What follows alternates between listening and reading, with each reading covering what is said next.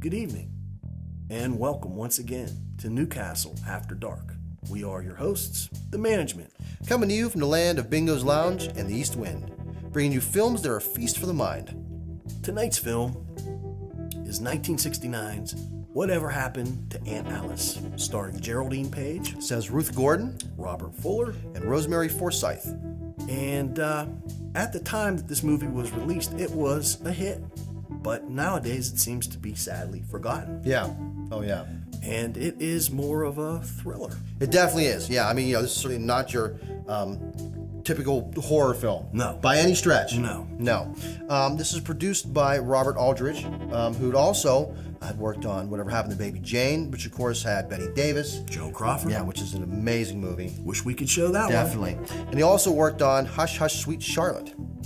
Which, that's somewhat forgotten. That is somewhat forgotten too, yeah. Yeah, but both great movies. Yes. Yeah. And this is the third installment of the trilogy of Crazy old ladies. Crazy fighting old ladies. Pretty much. Yeah, which might sound silly, but But you will find yourself involved. oh, yeah. Oh, yeah. Oh, yeah, definitely. We did. Absolutely, Yeah, yes. for sure. So sit back, relax, and enjoy 1969's Whatever Happened to Aunt Alice.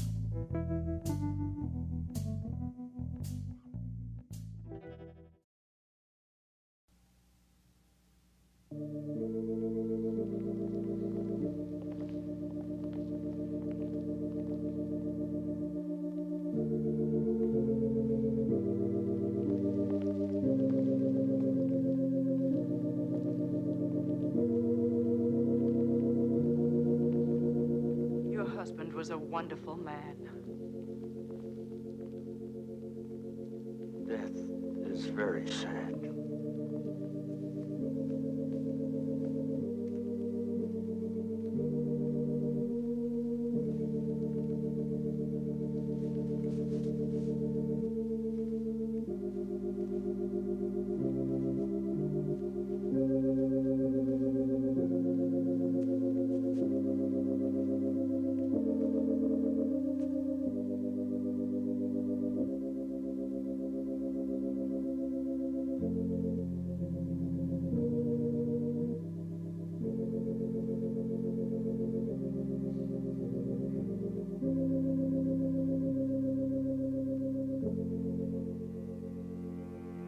Sad?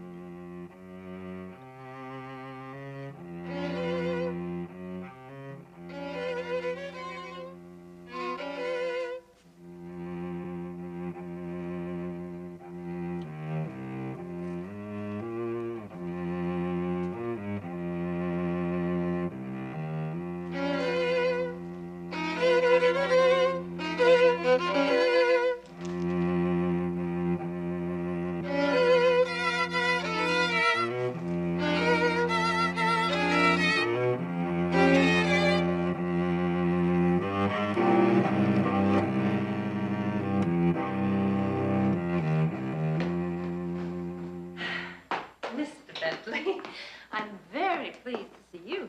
Thank you very much. Will you have tea or would you prefer a drink? I really haven't time. Oh, it won't take any time at all if you have your refreshments while we conduct our business. Tea will be fine. I'll pour, Albert. Yes, Miss Maribel.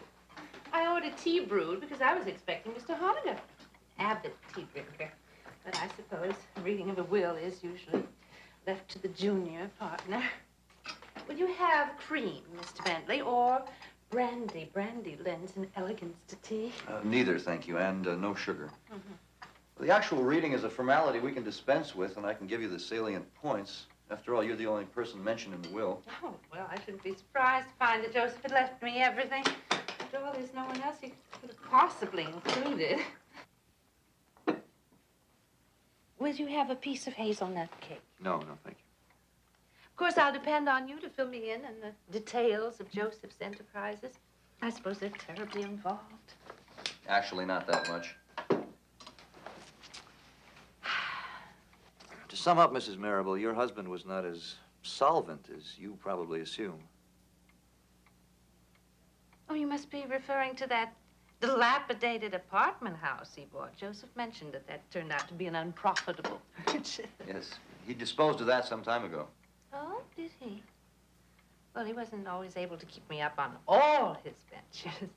His oil holdings, though, must be doing very well. His oil holdings are unexercised options. They must have some value. Well, Joseph invested in so many companies. They're so numerous, I can't even remember all the names. Mrs. Marable, there are no assets, only liabilities. Surely you know your husband borrowed the money to pay the surgeon for the last 2 operations, and the hospital bill has yet to be settled. You are overlooking the insurance, which amounted to $200,000 before he increased it. He cashed out all his policies. Well, certainly there's the house with the furniture and the rugs. How many of these pieces have been in Joseph's family for generations? They don't belong to me either. I'm afraid not. I have the documents here. Of course, Mr. Marable bequeathed his personal possessions to you, including his watch, his gold cufflinks, his briefcase with all its contents. He lost his cufflinks. The watch disappeared between trips to the hospital. I have his rusty dagger. His stamp album that he hasn't looked at in years. And his boyhood butterfly collection. All this is mine, is it? To keep. Plus the shirt on my back, I suppose. What am I going to do? You must have relatives. No, I have a nephew in Arizona or is in New Mexico, but I haven't laid eyes on him since he was a child. I have no one. I'm sorry, but I'll need your signature on these. Nothing. Mr. Rentley, all I have left is my personal savings account. That ought to help. To live on for the rest of my life. Well, it's something to keep you going for a while. It won't last any time at all, and you know that, and Joseph Marable knew that. How am I to live? I'll need your signature. What am I going to live on? What should I do? What should I do?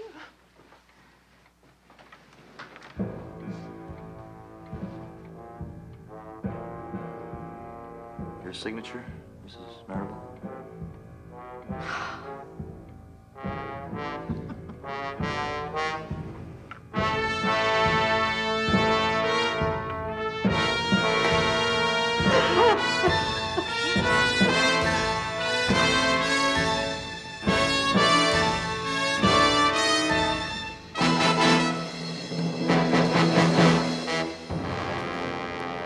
I'll take the flashlight. Do we have to do it now? Oh, yes. Soil's too dry in the daytime, and the hot sun can burn the roots.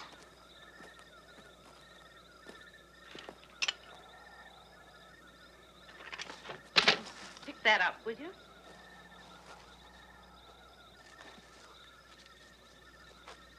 Oh!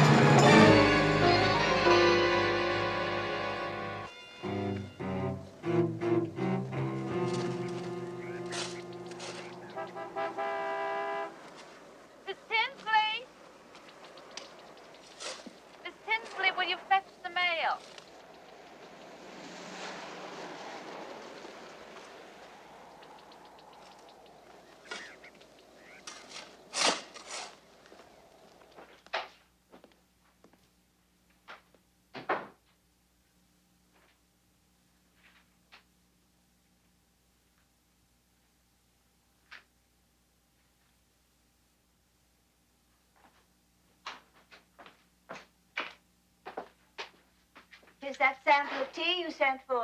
You want it for your lunch? Oh, there'll be plenty of time to taste it. Just store it for the present. Naturally, without opening the lid. Hindus have taken great pains to teach us that tea loses its aroma unless properly sealed.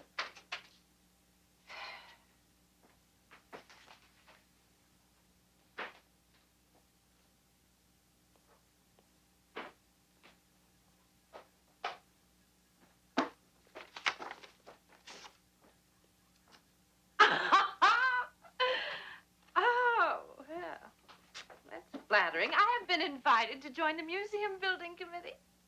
Lunch is almost ready. I have to talk to Juan first. He made one of his usual blunders.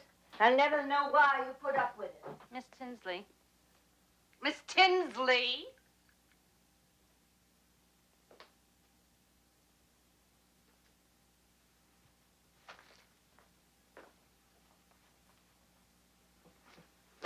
Oh, do remember to leave ample room for the roots. My gardening magazine says it never hurts to make the hole too deep. I make it good. But when they bring the tree, huh? Oh, the nursery delivers in the late afternoon, but as you know, I like to attend to it myself.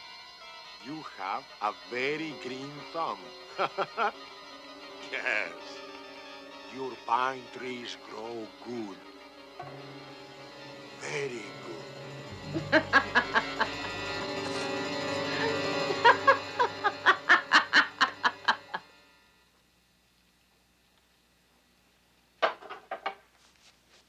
Don't spill it.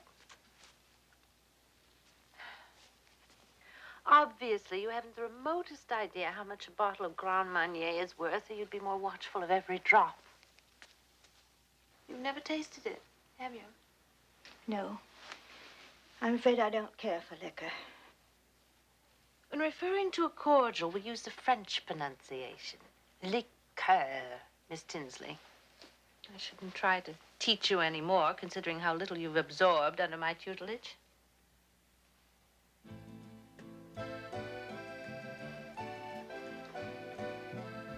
Will you turn that off, please?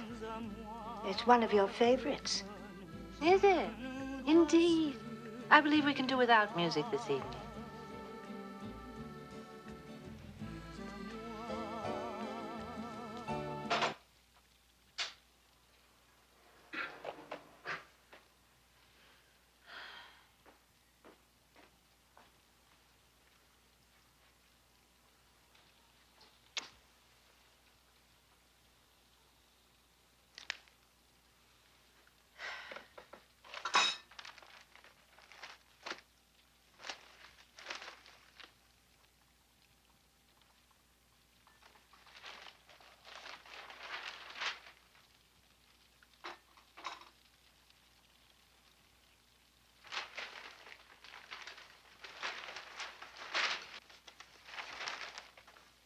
May I see the financial page?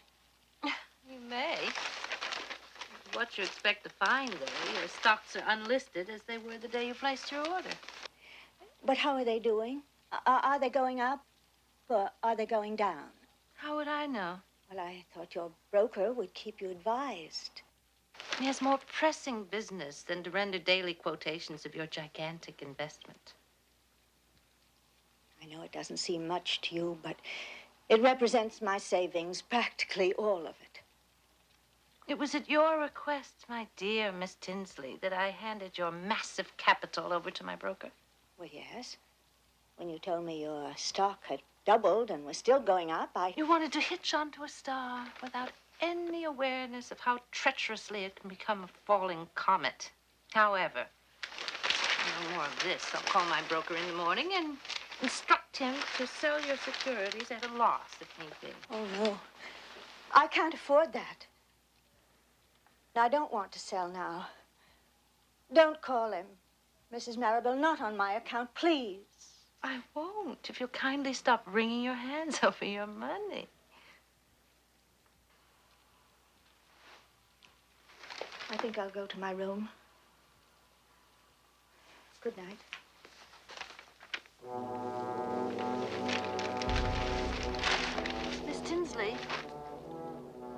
promised to help me plant my pine tree. Do you want to do it now? Go on, I'll join you in the garden in a moment.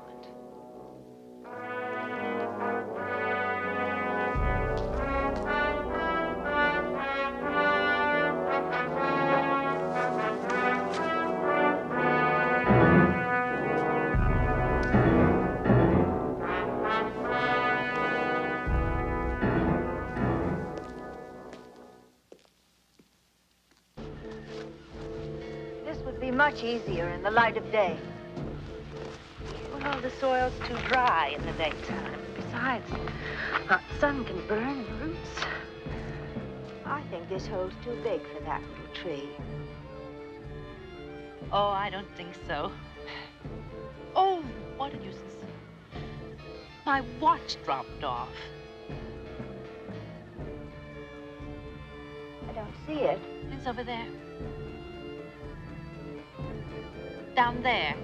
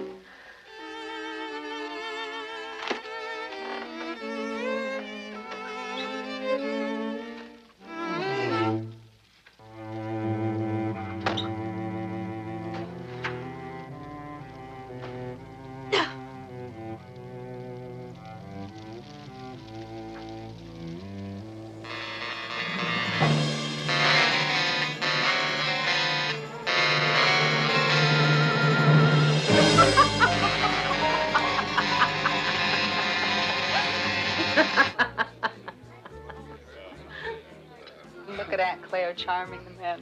Who wouldn't with that fabulous necklace that you and George gave her?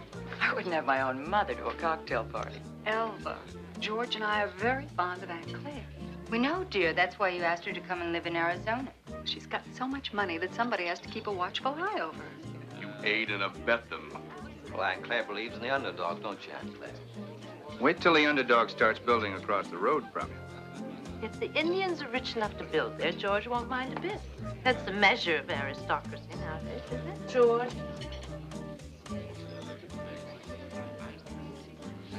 It isn't every day I can get away from my dull husband for a matinee. I went there, my darling. I waited over half an hour. You should never miss an appointment with me because, you see, I give no second chance. Pity, too.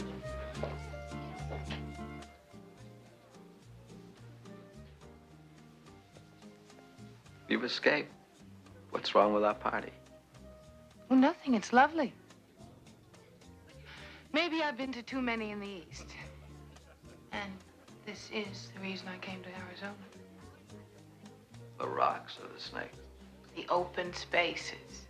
No kidding. Well, there's a lot more desert out there. Let me take you for a drive. They won't miss us. Least of all my wife. No, thank you. I'd like to take my time discovering the desert. I confess that's what I had in mind. On my own. Well, your brother-in-law asked us to look out for you. He went too far. The whole family did. Well, they wanted to be nice to the widow. And so do you. Harriet, I'm sorry your husband was killed.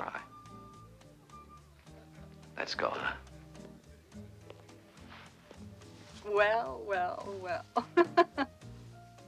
Mrs. Vaughn, I don't believe you've met George's aunt, Mrs. Marable. Mrs. Vaughn's brother-in-law is a stockbroker, too, in the East. I hope he gives better advice than George. Both stocks I bought for you went up, Aunt Claire. Up and down, never enough to matter. I should be going.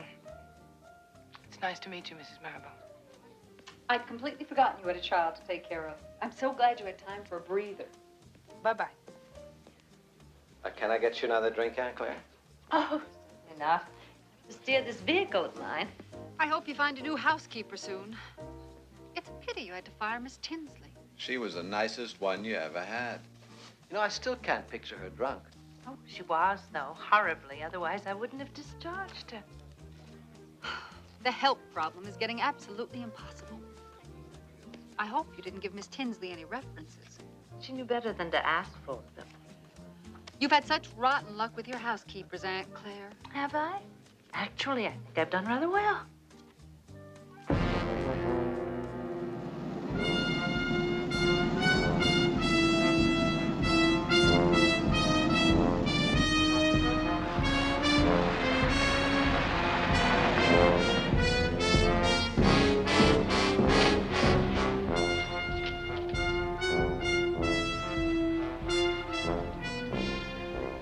What makes this valley so Republican popular?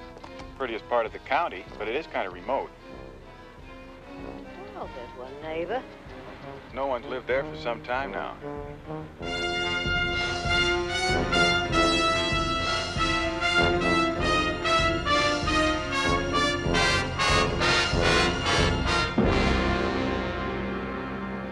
I gave up nursing on marrying a doctor, but when he left me by dying, a few years ago, I took it up again. Of course, my knowledge was pretty dated to return to full-fledged nursing, so I became a sort of a combination housekeeper-nurse companion. Have you any references? 3. I had 4 positions, but one of my people died. Quiet, natural death at age 95, and I haven't been able to reach his son. You mustn't be misled by my confinement to this chair. It's purely temporary, and I shan't require any nursing, however adept you may be in that field. Well, you don't object to it as a bonus, I hope. I can cook a grand meal, everything from buttermilk pancakes to a very good boeuf bourguignon. I've always kept a neat house. I assume there's an underlying reason for your desire to offer your services. What is it? In other words, why do I want to work? Well, I applied for the job, so I guess I want it. Do you require better reasons than that? My dear woman, you don't expect me to buy a pig in a poke, do you? I want to work because I don't think anyone should be idle. It's bad for your morale. Besides, I don't like to live by myself.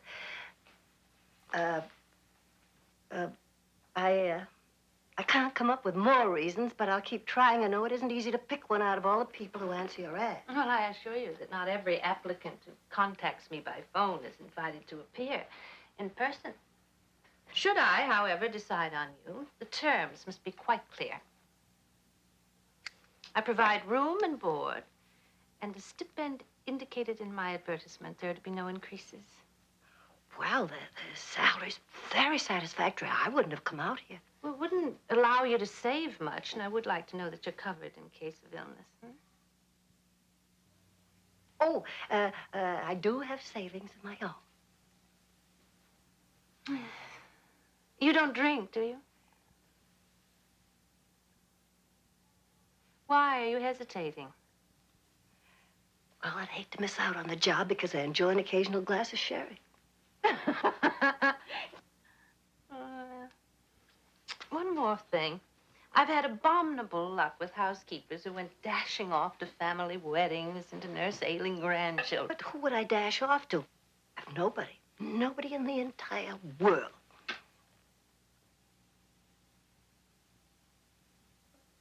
Mrs. Dimmock, I hope you will be very happy here.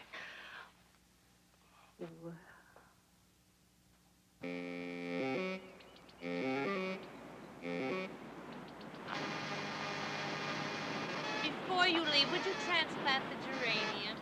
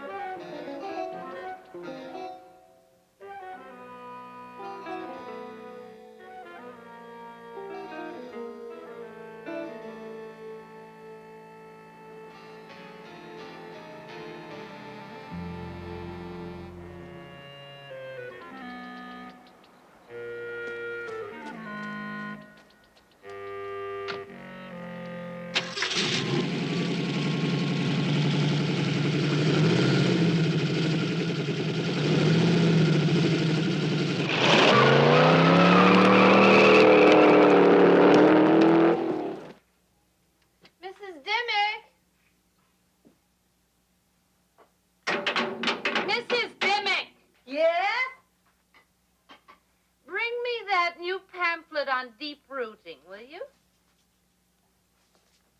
In a minute. It's in the library with the government publications that came yesterday.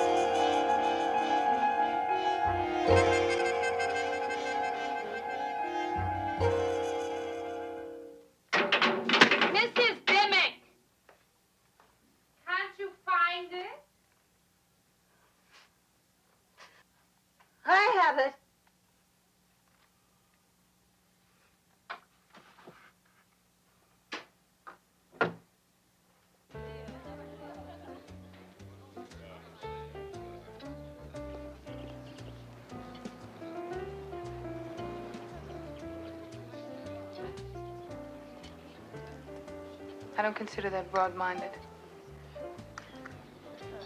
Well, I think you're a saint. Stuck with that brat for months. How can you stand it? Don't you think your husband's family took advantage of you? Nope. I volunteered.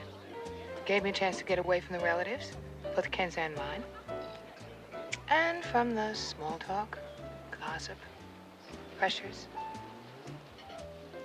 To become one with nature? Maybe. Does that apply to men, too? I'm sorry. I suppose it's too soon. Don't be sorry.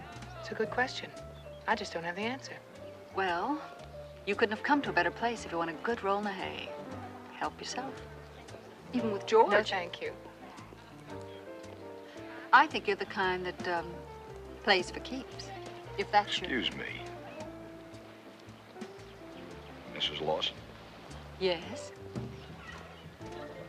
I knew I couldn't be wrong, but I can't pinpoint where we met. Maybe we haven't. We must have. I knew your name.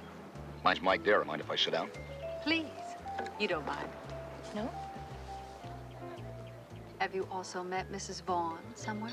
No, I haven't. You don't live in Tucson? No, I'm from Phoenix. I'm only here for the day to see a customer. Let's see who can tell what Mr. Dara sells. I say real estate. Your guess. Mrs. Vaughn doesn't play games. So says my husband. Some games I do. I don't know what you sell, but some of your work is done with your hands. Hey, you're warm. I take your ordinary automobile and I turn it into a snappy racing car. You go to the racetrack? Yeah. She's here taking care of a sick nephew. The poor little thing has asthma and takes up all of her time. He is improving. Well, you told me he was... Well, no boy of 10 years old likes to be cooped up in a hotel. Especially when he's been promised a great adventure in the West. Look, I know this isn't exactly typical of the West, but I bet he likes fast cars. Well, he wouldn't be the only one. I'd love to see what a souped-up motor would do for my car. I'll be glad to demonstrate. Well, it's been very nice seeing you again. Please call us. I will.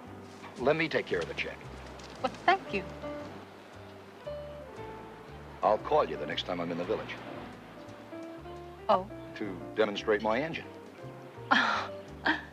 Well, bye, you two.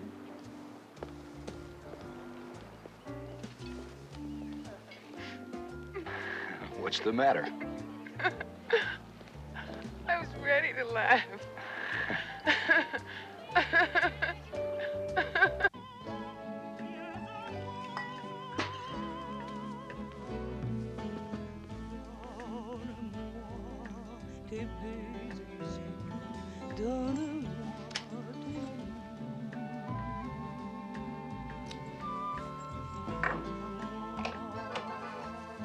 Why don't you pour yourself one, too? May I? Please do. Lovely.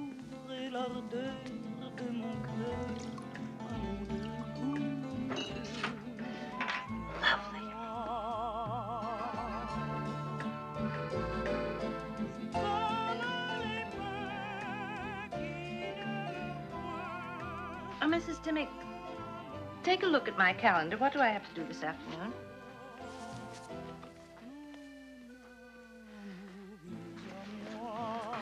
Well, you have a note here I can't make out.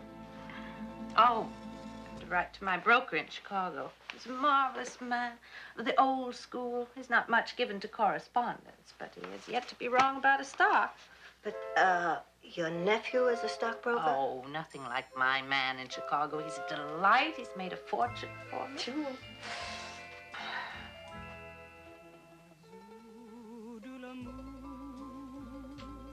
You wouldn't know the word for parrot fever. Psittacosis. Oh, Mrs. Dimmick. How marvelous to have an encyclopedic knowledge.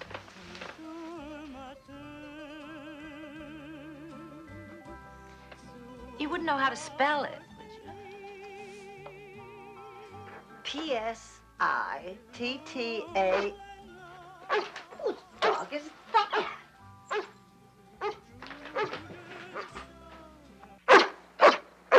Chloe!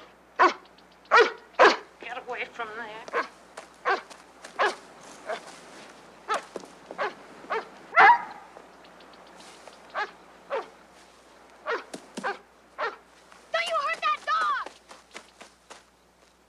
Who are you? James Vaughn, and where's your property line? Jim! Oh, I'm awfully sorry. Jim's been reading about all the land the Indians had, and we moved into the cottage for 3 months. I don't think you remember me. We met at the Lawsons. My name is Harriet Vaughn. I was not informed that the cottage was available for renting. Ask her if Chloe belongs to her. Chloe? Well, that's what she called the dog. Chloe is a tramp.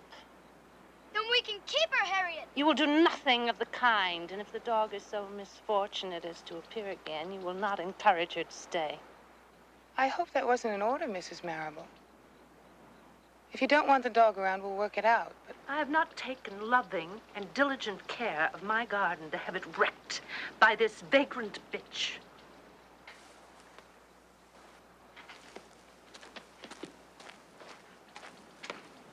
Mrs. Dimmick? Neighbors don't always warm up to each other right away. Mrs. Marable hasn't had any for years. Can we keep the dog? We'll keep the dog out of this garden, or we'll have the sheriff after us. Then doesn't even know what kind of dog it is.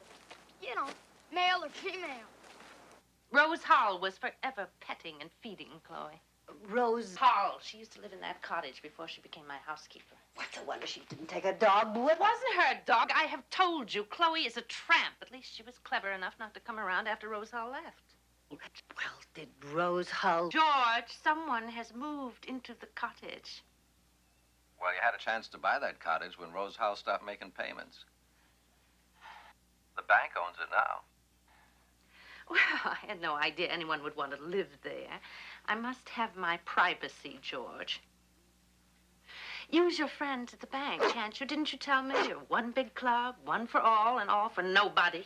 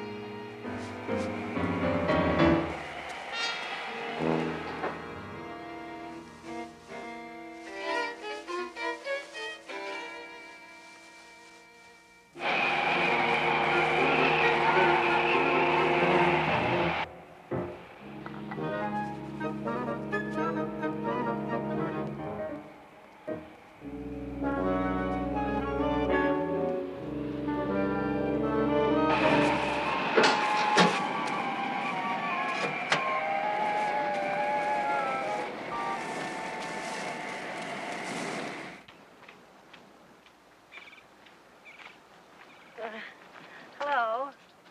Hi.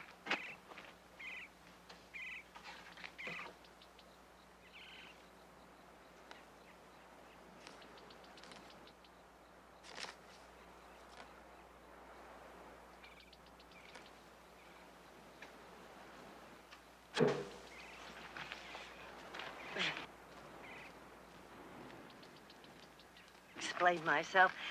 I'm entering the same contest as Mrs. Marrable. I can't let her know. She wouldn't like that at all. So I was mailing my card from your box. A blank card is all that they ask for.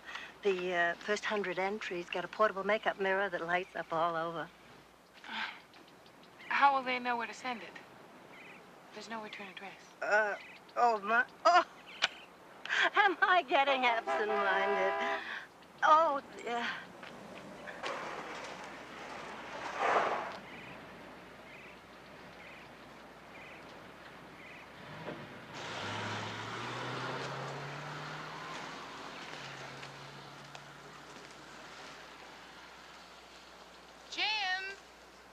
Jim!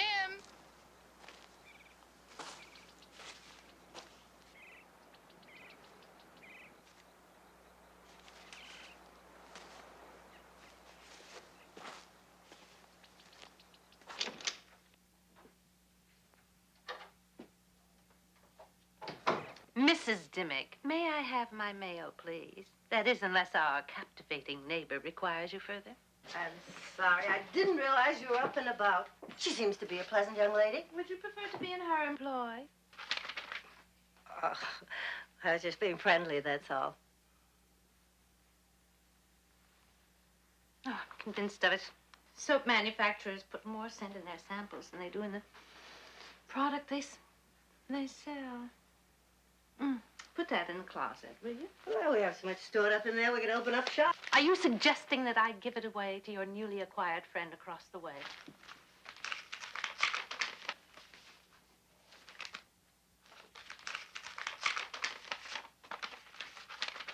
I won! I am the winner of the, oh, well, it's only the third prize. Nevertheless, feast your eyes on that. $25. What was the contest? In 50 words or less, I gave an inspired account of how I allured my most recent boyfriend. I am going to proceed to enter every teenage contest in the country. I didn't expect...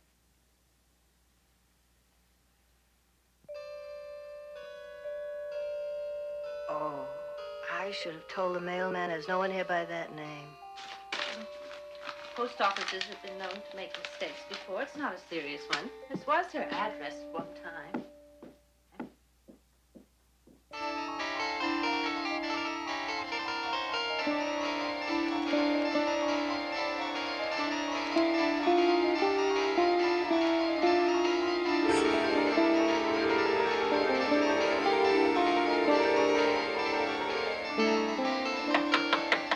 Mrs. Marable, your breakfast ready? Thank you.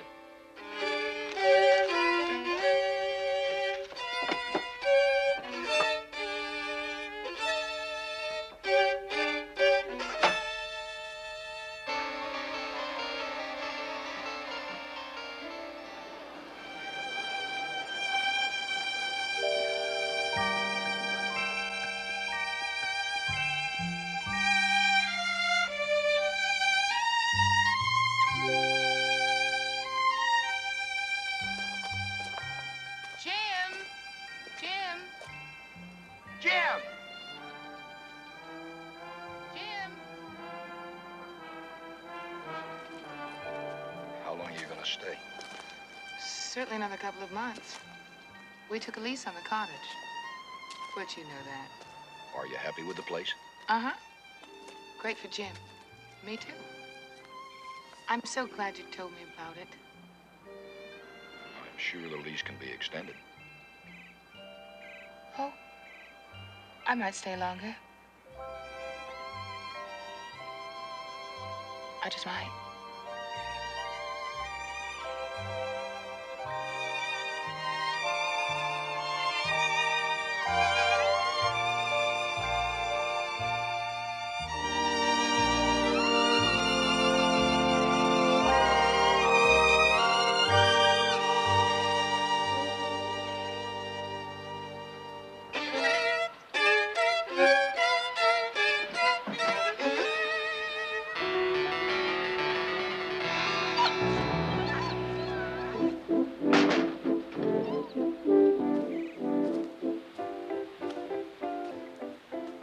Chloe, what I have for you. Chloe, come on, come on. Chloe, come on. Come on, Chloe. Delicious. Come on. Come and get it. Come on. Chloe, are you coming? Come on, Chloe. Chloe. Get it. Come on, come on. Chloe?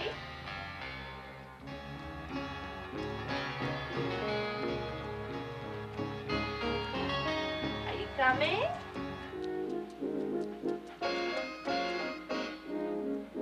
That's a good dog.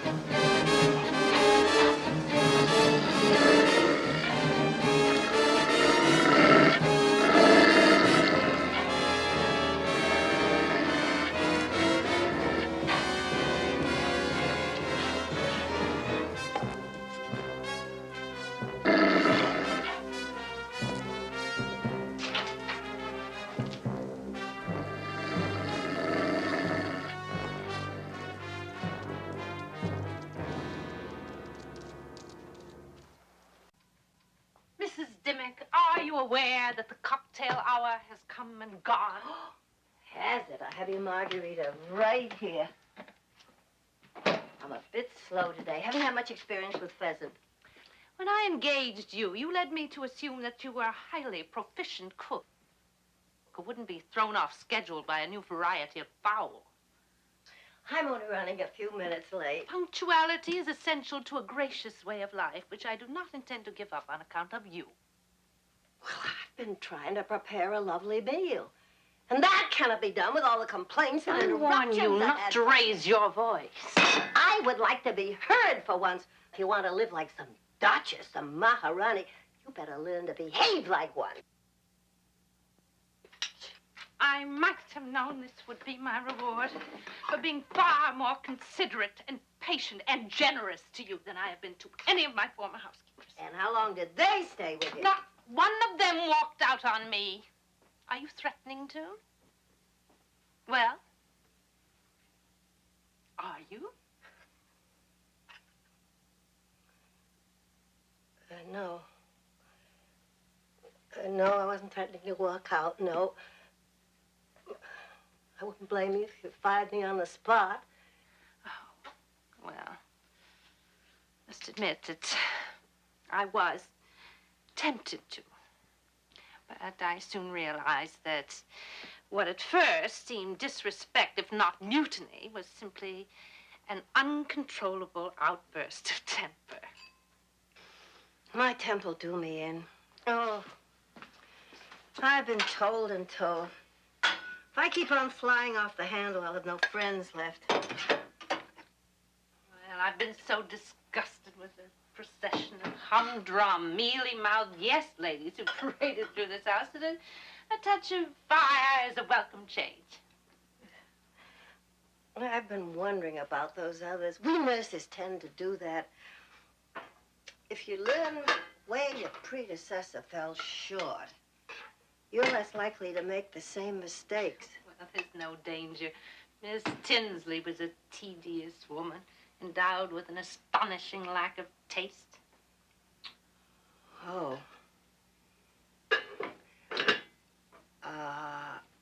Is that why you got rid of her? No. No, it was her devotion to alcohol which brought about the parting of our ways. You mean she drank a whole lot? Oh, well, I wouldn't have made an issue of an occasional highball. Oh, what I had to go through to cleanse her room with that pervasive odor of gin. And once she stumbled into this table, knocking off all the china and the glassware, and then proceeded to put her fist through the window pane. Times like that, the filth that came out of her mouth. Why, worthy of a man who'd spent his entire life at sea. And undoubtedly, she learned it from just such men. Men? Oh, at her age, she was carrying on with strangers who would call in the middle of the night, write letters to her. Yes, I'd prefer to forget that she was ever here, my dear. Well, you've certainly had your share of strange experiences. Of course, hiring women from an ad could be a risky business. How do you make your choices? Well, I take into account their experience, their references. Could be dangerous, though, living way out here in the desert. No protection to speak of. Oh, I've never been afraid, not of people.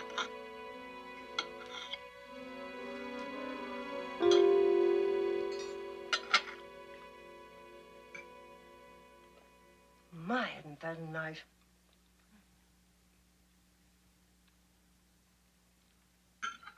You don't think it has a bitter taste? Does it? Well, I'm afraid so. Distinctly bitter flavor. Did you get this at the market? Pheasant is hardly an item you'd expect to find on supermarket shelves. These birds were brought to me by George.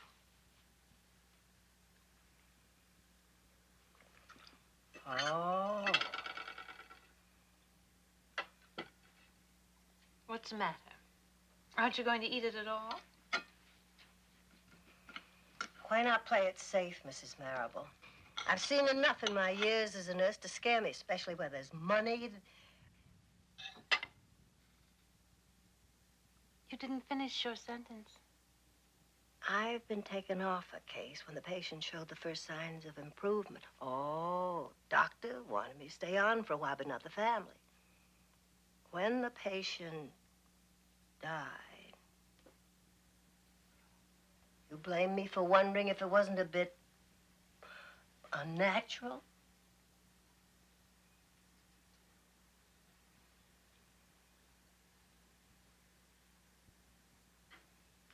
George and Julia.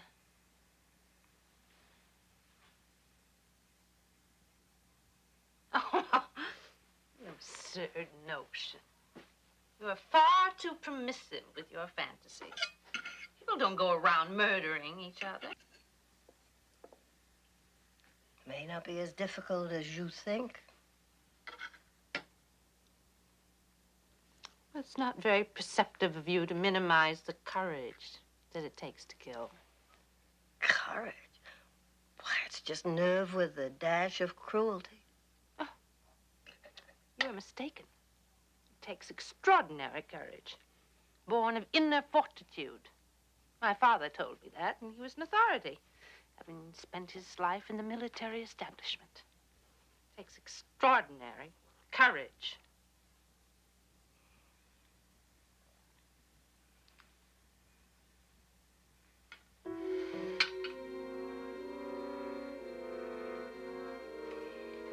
Well, if you're not afraid, why don't you eat your pheasant?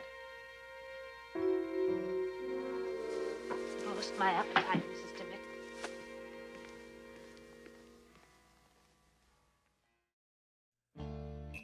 Welcome back. Well, here we have the beginnings of our film. And you know, here at Newcastle After Dark, we always enjoy a film that starts off with a bang. And this one doesn't disappoint. Definitely not. Yeah. Yeah. She bangs her on the head with that rock. Yeah. Yeah, which is brutal. I wasn't expecting. I wasn't expecting that either. And, of course, you know, the second housekeeper gets it with the shovel. That was even worse. It was. It was, you know, the sound effect that they used there really works very well. Yeah. Doesn't it? Whoever did the sound effects, you know, they either hit a pumpkin with a shovel. Yeah. Yeah. I think you're right, though. I think they really whacked something with the shovel. Because it sounded good. Get that, you know, a cantaloupe or something. I winced. I was like, ooh. Yeah, I was like, wow, that's brutal. Oh, my goodness. Yeah. Yeah. Now, Geraldine Page, you gotta remember, is an Academy Award winner. Yeah. Yeah. Yeah. She was nominated 7 times. That's right. And she finally won in 1986 for the movie A Trip to Bountiful. I'd like to take a trip to Bountiful. Absolutely. Yeah. Oh, yeah. Whatever that means. But, yes. You know, she is a tremendous actress, and I believe that, you know, her subtlety in playing crazy is a testament to that. Oh, it really is. You know, she's not going over the top. No. She sure acts over the top. She does it well. You know, she conveys a feeling of uneasiness. Yes. You know, and it works. Now, you know, Ruth Gordon is no slouch herself. No, exactly. Yeah. Ruth Gordon was in Rosemary's Baby. Mm-hmm. Harold Maude. And Any Which Way But Loose, for example. Mm-hmm. And she's always good. Yeah. Yeah, and she's really good. It's the contrast between the two of them. Yes. You know, just like if you're watching Whatever Happened to Baby Jane. Yes. You know, I mean, not quite the Betty Davis and, you know, Joan Crawford level, but still. Yes. Yeah, excellent. Yeah, head to head. Yeah. And how about when she put them spices on that chicken? She goes, no. It's a little peppery. It's a little peppery. Now remember, Geraldine Page, she was married to Rip Torn. Love Rip Torn. Love Rip Torn. Yeah. It was a little tilted. Mm-hmm. But, you know, that just goes to show, you know, birds of a feather, you know, very strong personalities. Exactly. Her and her husband. Oh, yeah. Oh, yeah. Now, the thing that we noticed right off the bat in the set was, you know, in her house in Tucson, where it takes place, that little bar in the back, you know, little stand their little wet bar back there. Yeah, we call it the Enabler 2000. Well, you know, she always has a drink, much like they always did in these movies from the 60s and 70s. Yeah. Right? Nobody missed cocktail hour. No. Right? No. And, you know, but that probably explains why everybody was getting a beating back in the day. Yeah. It must, right? You know? I mean, you know, I've had my martini. Or 3. Yeah. Right? Exactly. Yeah. But it's off to a great start. It is. Yes, it is. So let's get back to whatever happened to Aunt Alice.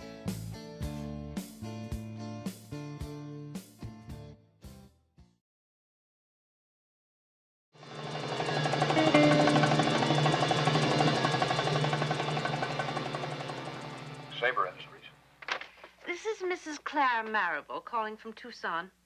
I believe you wrote a letter of reference for Mrs. Dimmick, who is now in my employ. I would like to verify that she worked for you and that you found her satisfactory. Sure, she worked for my mother for over 2 years. A wonderful woman. I'll tell you this, though, she's got an Irish temper, and if it shows up, you better watch out. Thank you. Sure, anytime, Mrs. Marable. You're lucky to have her. Goodbye.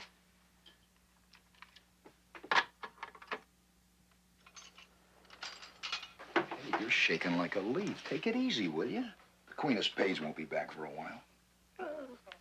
I don't like to take unnecessary chances. You said they went out to dinner. I didn't want you here today. I told you I'd stay in touch with you. Well, I've had it with the blank postcards and this whole damn mystery bit. You're getting out of here and going home with me right now. You can't go on playing this part. Oh, I haven't been found out yet, and I won't be if you don't give me away. You don't have the strength. Never felt stronger in my life. Or the training. You don't appreciate my talent.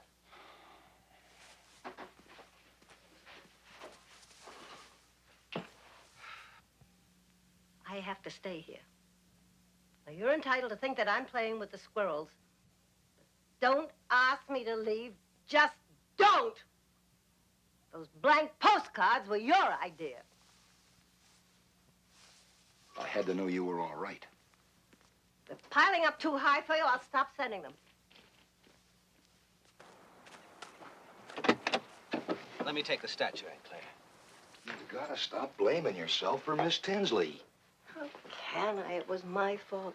Of course I didn't mean the things I said, but say them I did.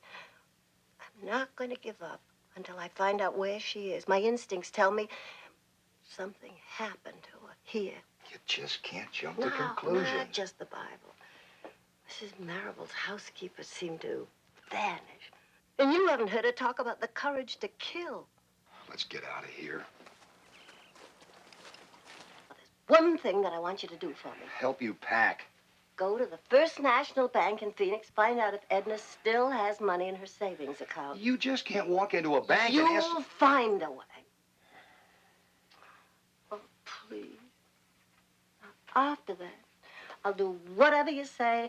I'll leave this house. Is that good enough? And I also want forwarding address.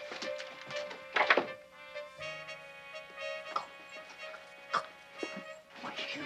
Wait a minute, my shoes.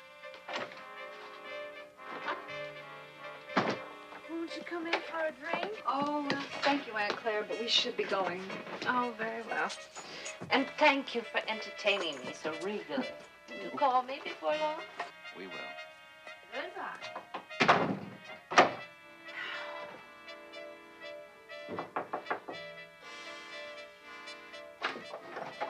I forgot to say goodbye. Oh, you sure you wouldn't be interested in the polo match at the Bennett's on Saturday? Aunt Claire doesn't like polo. You know that, George. Well, thank you anyway, George. Bye. Yes.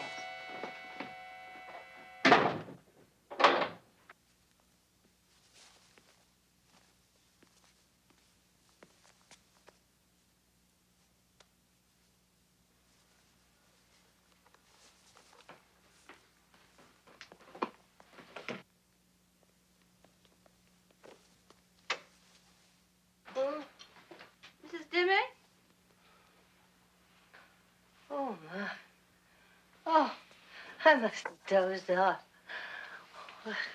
You have a pleasant time at the fair? Why did you let her pick the most expensive statue they had? Oh, it's a good long-term investment, Julia. Oh, yes, George. But are we so sure that Aunt Clara is a sound stock? You mean because she never pays for anything when she's with us? She thinks we're loaded. Well, we're so smart we fooled her, haven't we? But she might be playing the same game.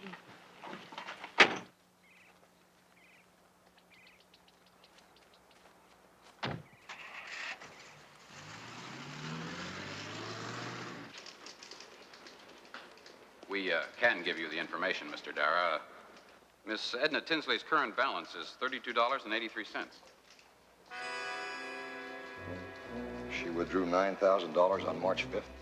Yes, she took out the entire amount in cash. You have her latest forwarding address? Yeah, it's right here on the card. Care of Marable, Route 3, Tucson. Thank you. Right. Oh, yes. Mrs. Marable is terribly rich.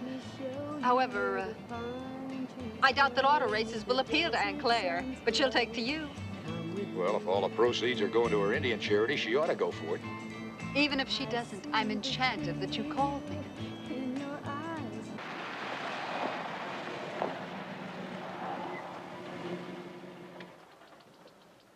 Hey, Harriet. Come here. Come here. Look over there.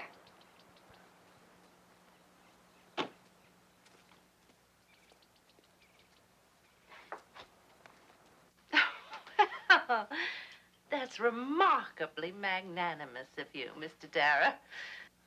If I could use your phone, Mrs. Marable, I could call the manager of the racetrack and check on available dates right now. Oh, please do. Mrs. Dimmick. Yes? Thank you. Mrs. Dimmick, my housekeeper will show you the phone. Mrs. Dimmick, this is Mr. Dara. He would like to make a phone call. Certainly. This way, please, Mr. I didn't catch the name. Dara. Yes.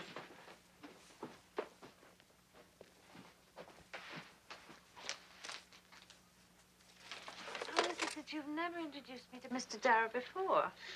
Well, we've only met recently. Actually, George hasn't even met him yet. Ah. Would you tell dear George to call me this evening, Julia? Certainly. Must talk to him about those stocks, which do nothing but go down. Mr. Johnson, please. They've both been dropping points This is every Assistant. day, causing me great concern. Well, Yeah. that's just what George Back up, doesn't Aunt want Alice. to do. I mean it. You're going back to Phoenix with me now. Sometimes dip. You promised if you got this information. Stop whispering. What are you going to do exactly? George must have I had wanna some know. inside tip on those stocks, I'm sure. Stocks do go up and down so rapidly sometimes. Well, that's the market for you, Aunt Claire. I told George to sell before I took a loss. He procrastinated until it was too late. You're leaving with me.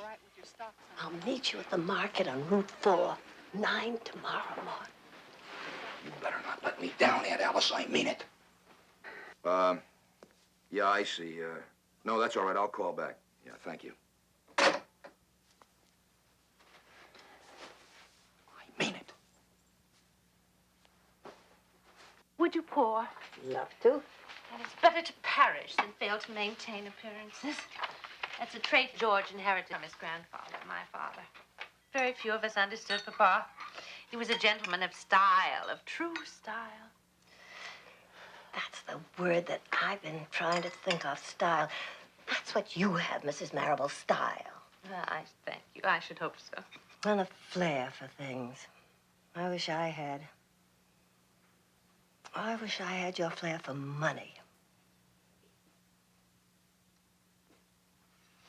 I don't believe I ever heard you mention money before.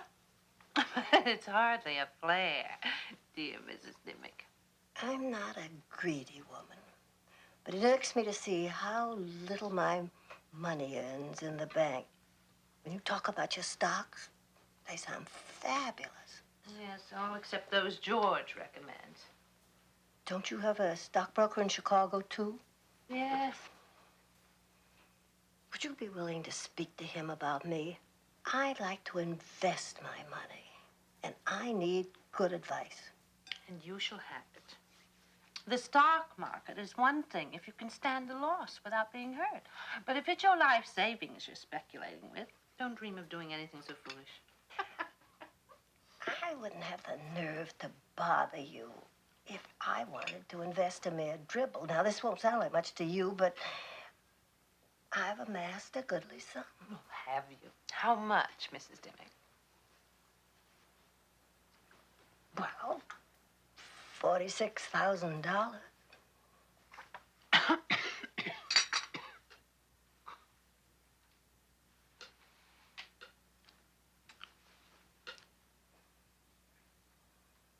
must admit, in my wildest dreams, I never thought such an amount could be accumulated by serving as a housekeeper or even a companion.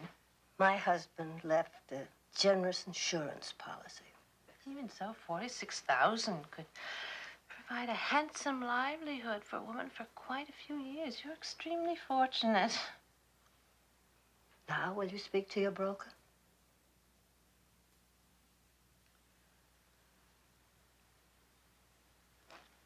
Oh, we'll see. We'll see. You have to let me sleep and think on it. Can I have another cup?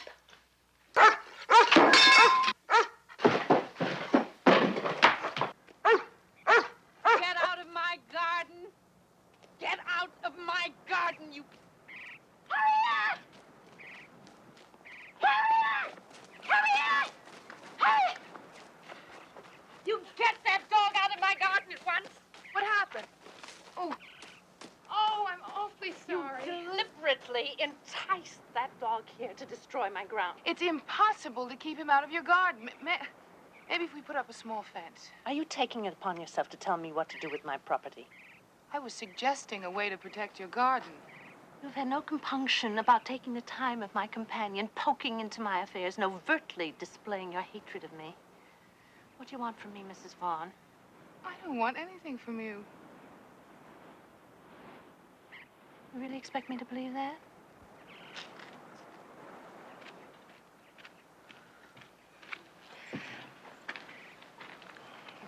Please go back to the cottage.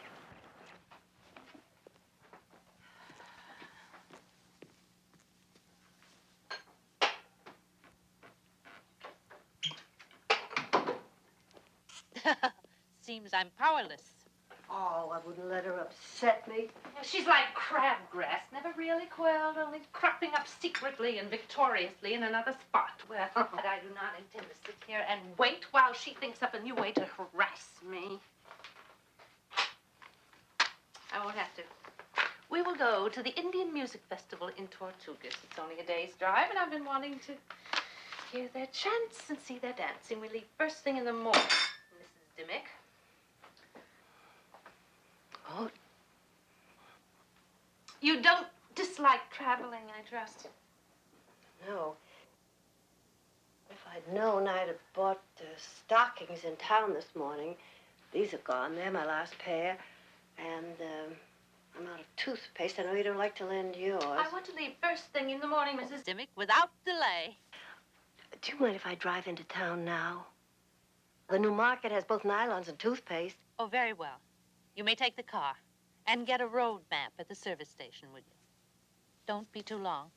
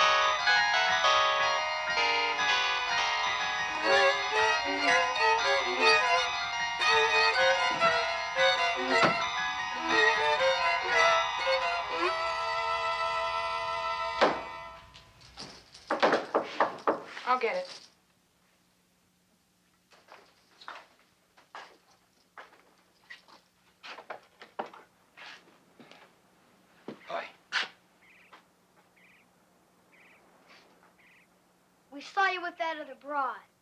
Harriet, you've got the wrong idea. If you just let me tell you something. Are you gonna let him? After what he did to you? Shut up, Jim.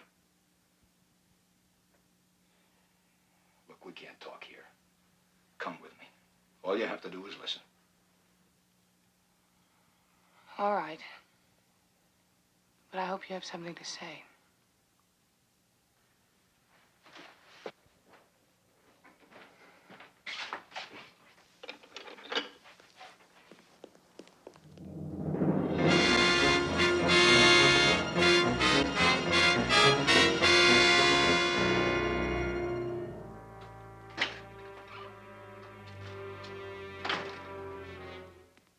I'm back.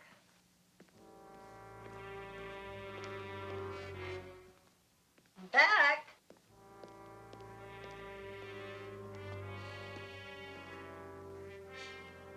Mrs. Dimmick? Must have dozed off. I found everything I needed. Would you like to study the road map? Thank you. I think I ought to start dinner. Let's have a very light supper this evening, since we want to retire at an early hour. Mrs. Dimmick, would you write a letter to Juan reminding him to cover the roses with burlap? I certainly will. Will you do it now, please? It's the kind of last-minute detail we might overlook.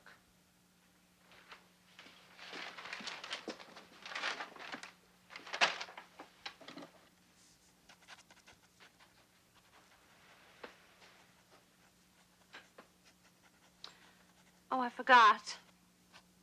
Juan's taking a week's vacation. It'll be his helper who attends my garden. What is his name? Alfredo? Alberto? You'd better just put Al, and then we'll be correct in any case.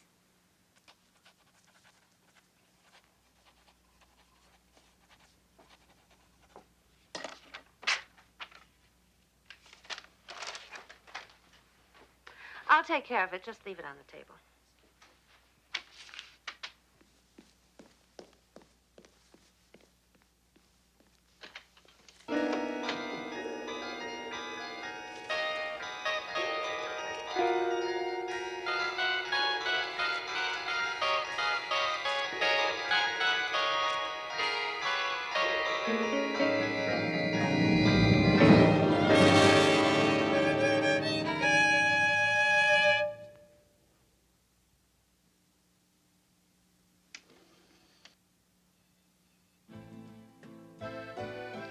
Turn that off, will you? I think we can do without music tonight.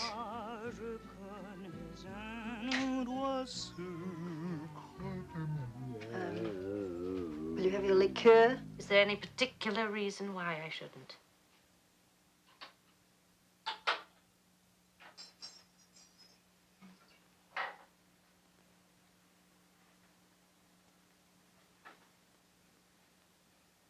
Did I tell you to help yourself? Well, I'm very sorry. I hate the sticky bottle.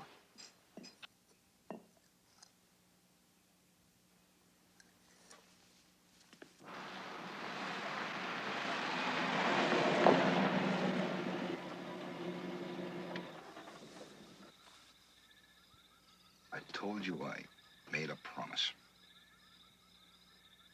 I'll tell you the whole story tomorrow, and you'll see it's got nothing to do with you and me. Vow of silence again? Suppose I have nothing to say. Well, I said something.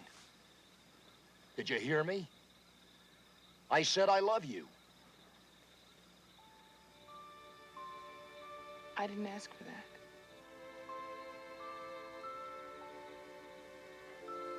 I know you didn't. But I know if I lie, I'll lose you. I don't want to lose you, Harriet.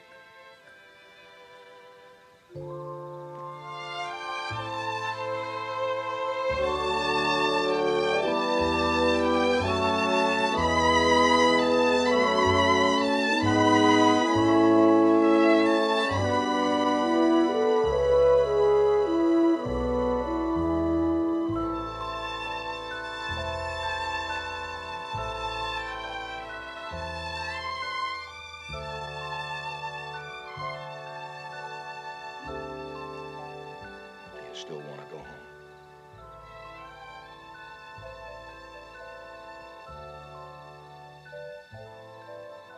No. Do you believe me now?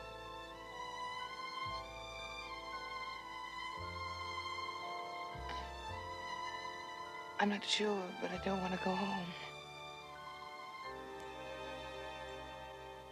Mrs. Dimmick, I'm going to leave the note for the gardener.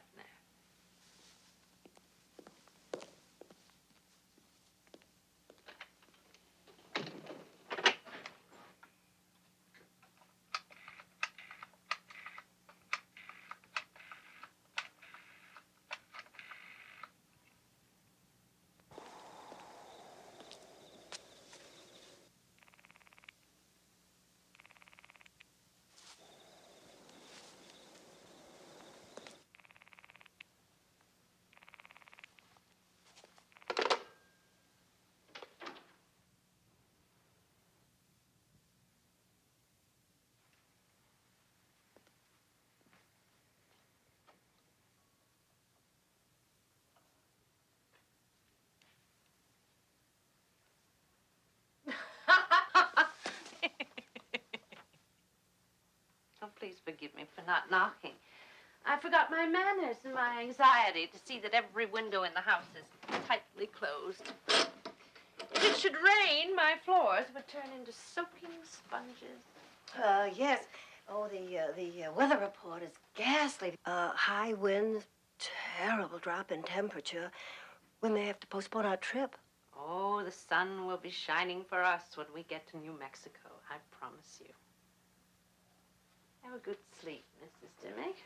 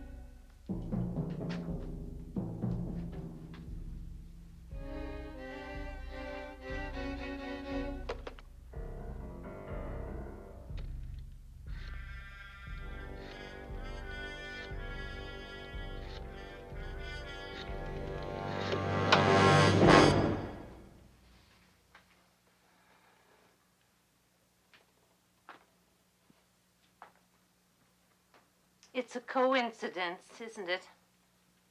I couldn't sleep either. Oh, yes. I never can sleep through the night before a trip. I guess it's because I haven't traveled much. Sleeplessness can be brought on by any number of apprehensions. In your case, I dare say even I can diagnose the cause. You've been too preoccupied about your money. Oh, no, it's the last thing on my mind. I think I'll have some hot milk. Perhaps it will help me sleep.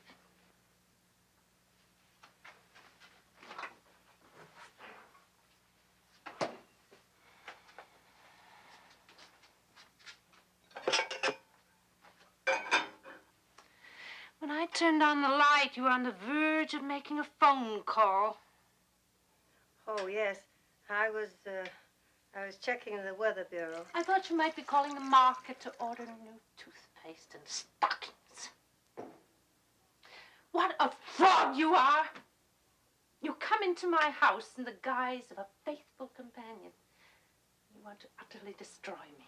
I didn't come here to destroy. You did, however, lie. So did you. Edna never left this house, did she? What was Edna Tinsley to you?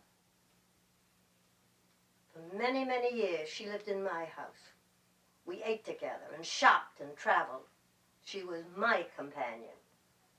Do you expect me to believe that... I don't care what you believe. I shared bread with my companion, not crumbs. I never humiliated her. She left your service? Yes, she did, and that was my doing. But she was ready to come back to me. She told me so over the phone. Her voice shaking, she was so frightened of you. Where is she?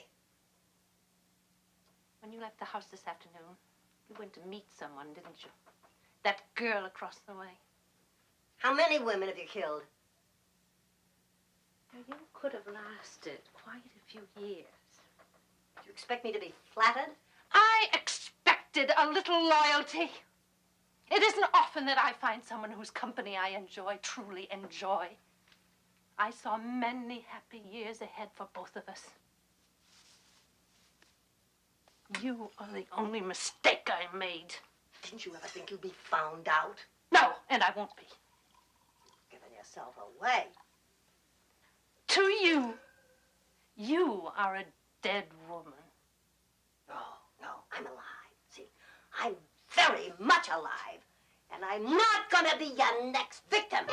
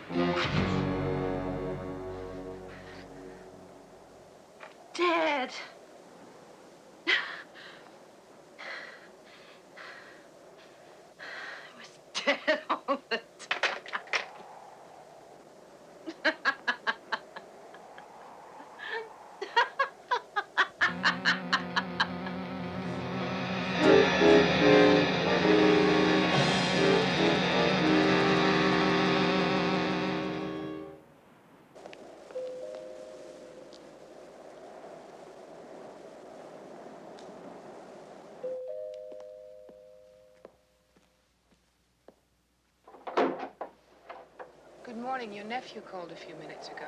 Your phone hasn't been answering and he's concerned. Oh, won't you please come in? I'm so sorry to kept you waiting in that awful inn. Would you call George and assure him that we have survived the storm?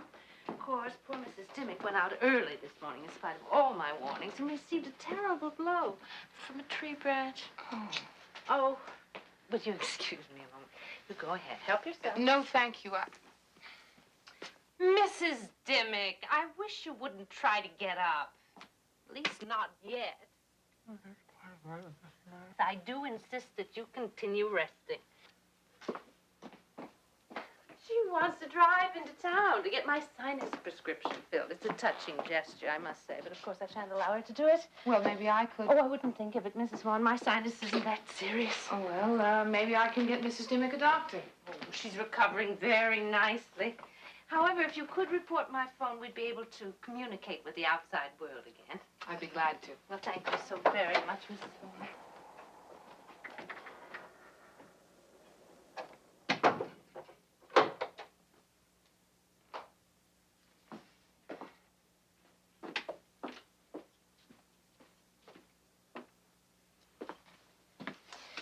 We will pretend that you are loyal to the bitter end, running off to fill my prescription no matter what the weather or your own health.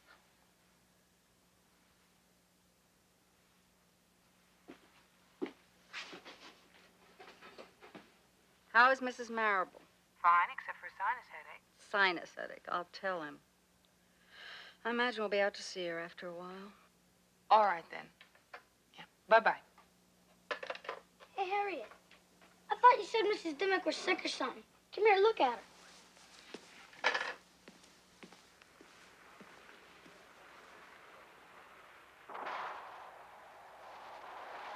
I'm surprised she got her way.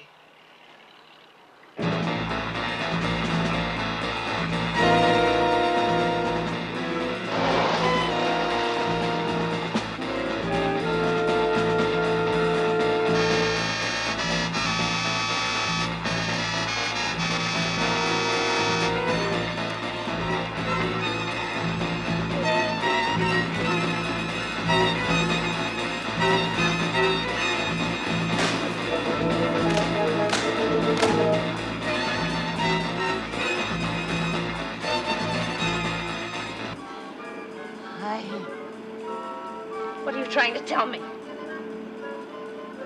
I told.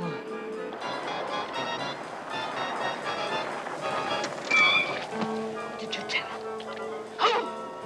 Was it the girl across the road, your friend? Who? Tell me this instant. Tell me who.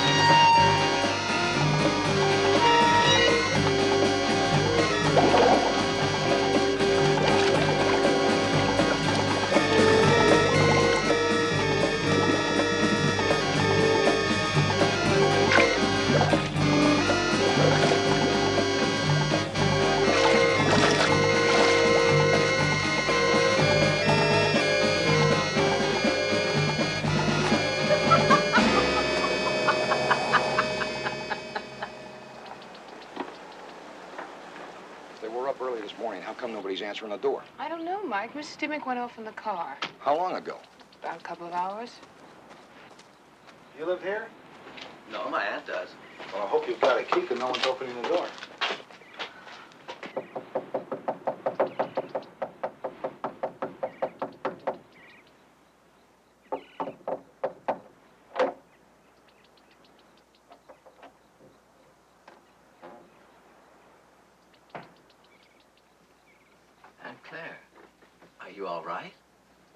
What?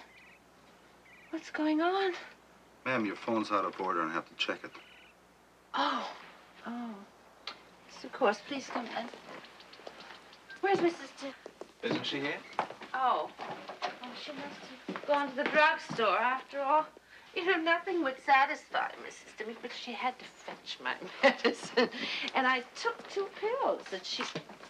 Oh, it's been quite potent. I still feel rather groggy. Oh, Mr. Darrow, how nice to see you again. And won't you come in too, Mrs. Vaughn? You haven't seen Mrs. Dimmick, have you? I saw her drive away a while ago. Isn't she back yet? It seems she's not. Phone's working fine. By the way, there's a call for you, Mrs. Maribel. Oh, would you get it, George? What drugstore did she usually go to? I don't know. Why? Thought we might call and find out if she'd been there or when she left. And Claire?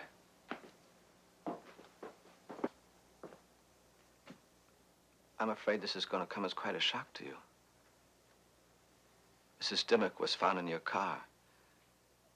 It went off the dirt road into the lake. Yes. And Mrs. Dimmick? Well, I'm afraid she's dead.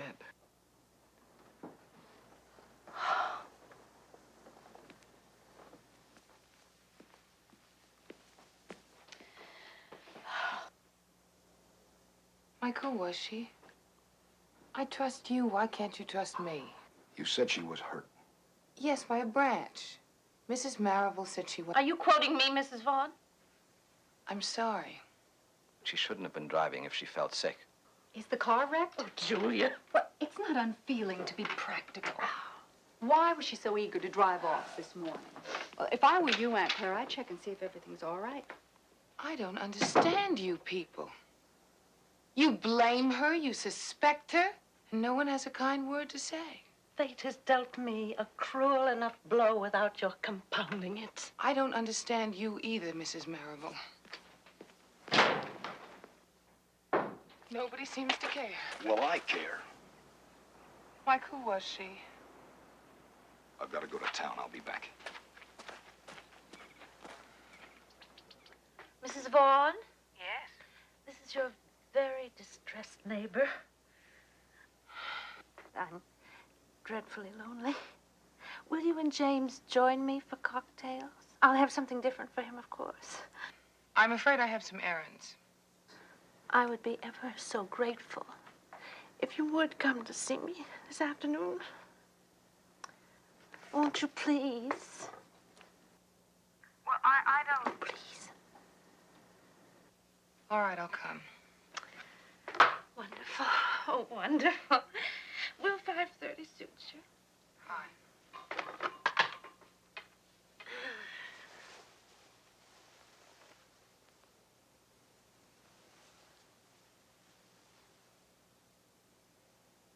When are you going to talk to Mrs. Marable? Why are you picking on her? You're not from around here. You don't know her like we do. Is she above suspicion, Sheriff? You're crazy.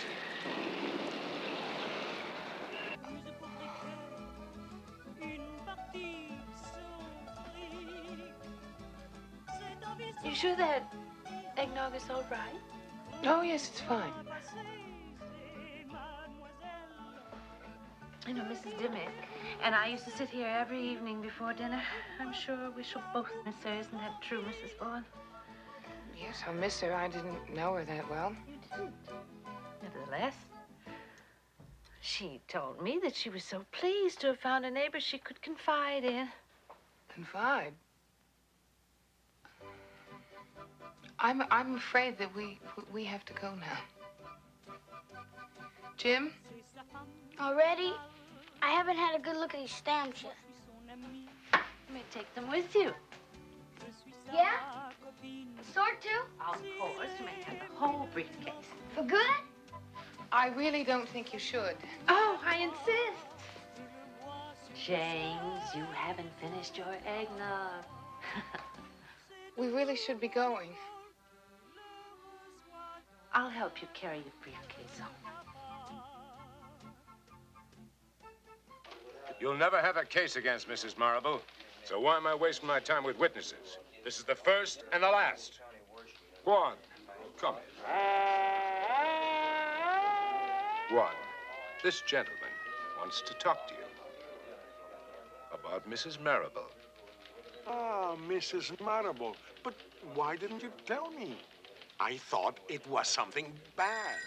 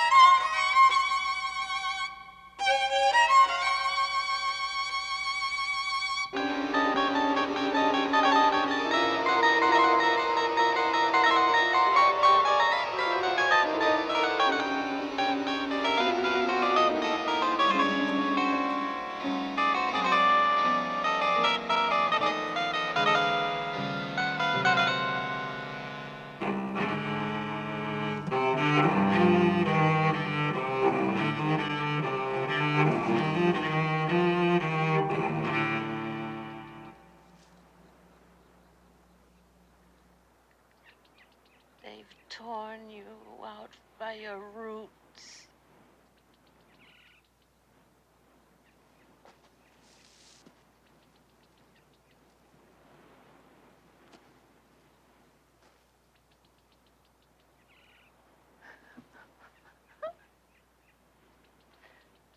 This is my garden.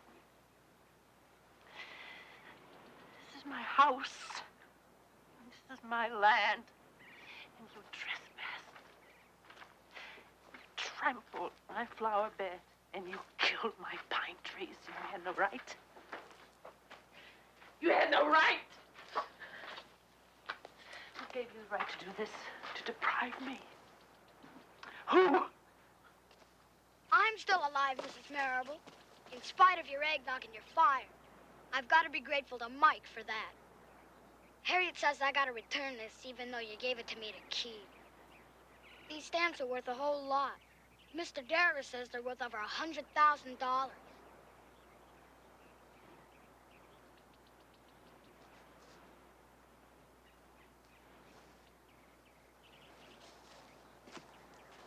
James.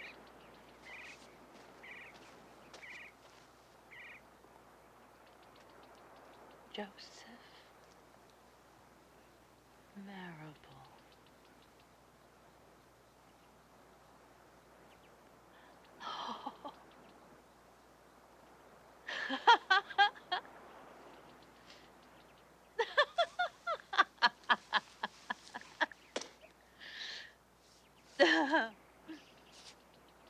He must have hated me more than I hated him.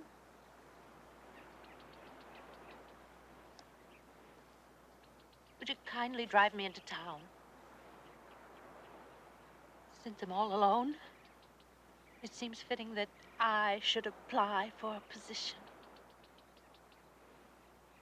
I think I would make a most acceptable companion, don't you agree? I have savings of my own, and I have no one left in the world.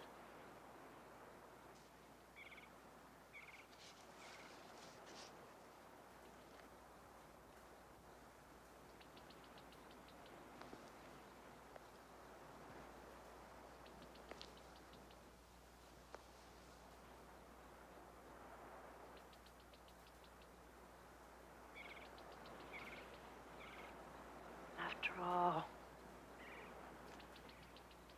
I'd make a very handsome pine tree.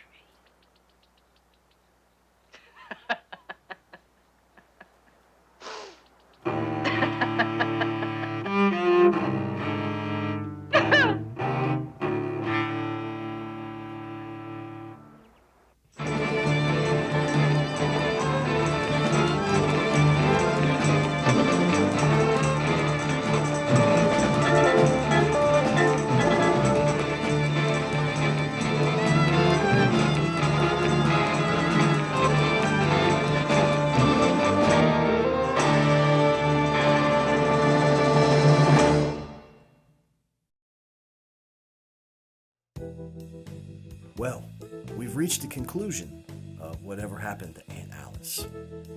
And I'm satisfied with this movie. As am I. You know, the first things first, I mean, the things we noticed were, you know, when Ruth Gordon pours herself a drink, Geraldine Page says, "I didn't ask if you could have a drink." Yeah, exactly. Yeah. And she pours it back in the bottle and she goes, "I don't like a sticky bottle." I was thinking, you're not going to like a broken one either because I'm about to smack it on your head. Right. Yeah. I was like, boy, man, she just gets under your skin. And you know, the battle there at the end is worth the wait. Man. In the movie, it's fantastic. That was a battle royale. Wasn't it? I mean, was. really, you know, they're pushed. I mean, because really nobody's in a wheelchair through the whole movie, but there's a wheelchair being pushed back, you know, almost get a beating with St. Francis. You're right? Yeah. And then the phone. Phone. It's brutal. And kudos to the sound department there because fantastic. It's rough. I mean, for those of you who have never used that type of telephone, I mean, picking up the receiver and mistakenly hitting yourself in the mouth with it. Oh yeah, you give yourself a bloody lip. Yeah. I mean those phones were solid. If you threw it and it hit the window, it's going through the window. Yes. Right. It's going to chip the brick. Yeah. Or whatever it's going to hit outside the window. I mean, those phones were solid as they come. Yeah. Yeah. Yeah. I mean, 100 years from now, they'll find phones buried in the dirt. Yeah. And they'll still be usable. Yeah. But you know, then when she takes Ruth Gordon to the lake and she regains consciousness, she starts pounding her on the head again with that purse. With that purse, you know, where those originals are flying out of there. That bank gum. That peppermint bank gum. Yeah. Remember, you used to get the little 2-pack chiclet at the bank, you know? Yeah. Your mom always had it in her purse.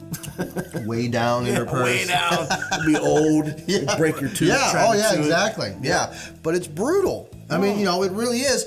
And she gets there, you know, and, you know, pushes the car into the lake. Yeah. And even that scene is rough because you can see the water filling up as Ruth Gordon's inside. And she knows she's going to die. It's kind of wicked. It is wicked. Really, it is. It is wicked. Yeah. And, you know, we discover that, you know, Mike is actually her nephew. Yes. And, you know, he's hanging out at the house and they're discussing what they're going to do. And, you know, my man leaves his shoes under the chair.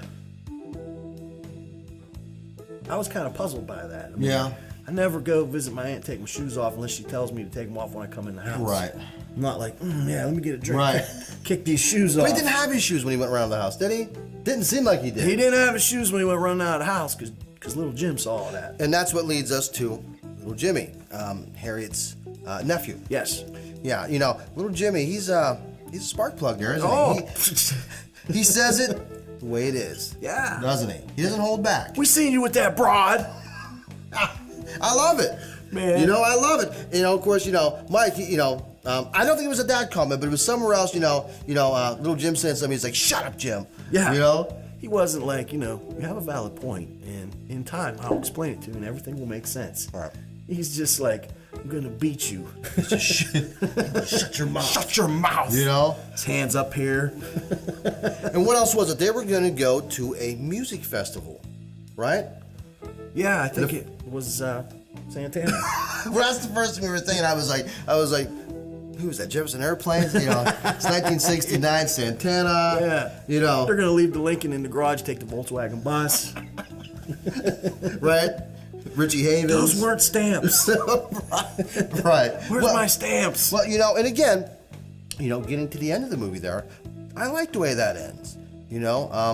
She thought she didn't have anything when really in the end, Right. she had that stamp collection that was worth $100,000. Yeah. Well, one other thing that I have to bring up is, she tried to off Harriet and little Jim.